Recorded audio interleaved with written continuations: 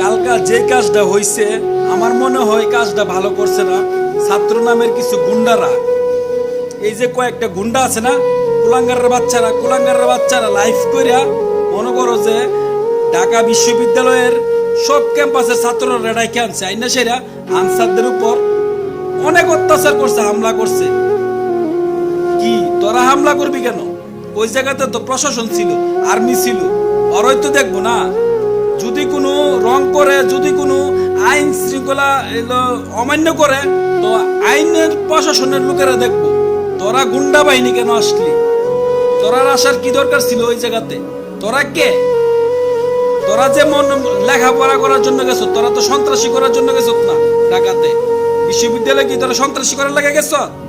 তোরা তো নাম্বার 1 সন্ত্রাস। তোদের কারণে বাংলাদেশ ধ্বংস। তোরা ধ্বংস করার লাগে বাংলাদেশ লাগছ।